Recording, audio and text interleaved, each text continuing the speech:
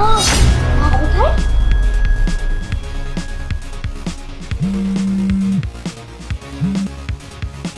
বাবা দেখো, বাবা দেখো আরো কত কিছু হয়।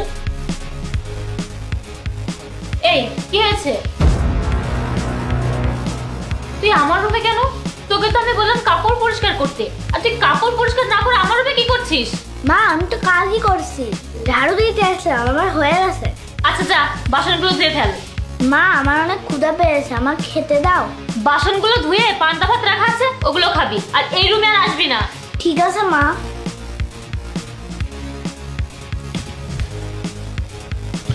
কি হয়েছে বেবি? কিছু না, তুমি ঘুমাও। আরে কি বলো, আমাকে এখন চলে যেতে হবে, তোমার হাজবেন্ড চলে আসবে। আরে আজ আমার স্বামী আসবে না, ওকে আমি কল করেছিলাম, ও তো কাল সন্ধ্যার সময় আসবে, তাই তুমি আজ রাতটা ওখানে থাকতে পারবে। আচ্ছা। বাবা কোথায়? আচ্ছা ঠিক আছে, তুমি এখানে বসো, আমি দেখছি। ওপো, ওপো, তোমার স্বামী কোথা থেকে আসলো? আরে আমিও তো কিছু জানি না। আচ্ছা তুমি এক কাজ করো, তুমি কোথাও লুকিয়ে পড়ে যাও। লুকাবো? কোথায় লুকাবো? আরে দরজার আড়ালে বা আলমারির পিছনে লুকাও, যাও। আচ্ছা ঠিক আছে। আরে তুমি? হ্যাঁ আমার কালকের মিটিং ক্যান্সেল হয়ে গেছে। তার মানে তুমি এই সপ্তাহে আমাদের সাথেই থাকবে? হ্যাঁ। আচ্ছা ঠিক আছে, তাহলে আমরা বাইরে কোথাও বেড়াতে যাব। না না, এই সপ্তাহে আমি বাসায় থাকবো, আর আমি তো সবসময় বাইরেই থাকি। আচ্ছা আমি তোমার জন্য কিছু নিয়ে আসি। ঠিক আছে। এই নাও।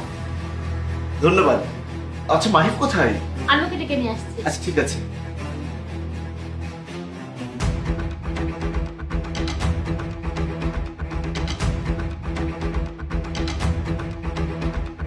আচ্ছা আমার মাথাটা যেন কেমন ঘুরছে।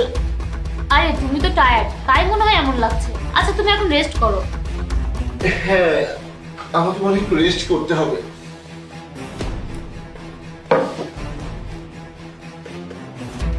তুহিন বাইরে এসো।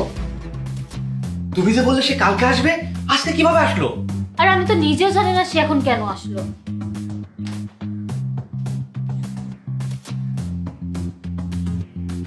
মাহিব, মাহিব, তুমি তোমার বাবাকে কল করেছো তাই না? তোমাকে তো আমি দেখছি। দাঁড়াও। তুমি? আমি কিভাবে জেগে আছি তুমি তো এটাই ভাবছো তাই না? আরে অপু, আমি তো কখনোই ভাবিনি যে তুমি আমার সাথে এরকম করবে। তুমি এই মুহূর্তে তোমার এই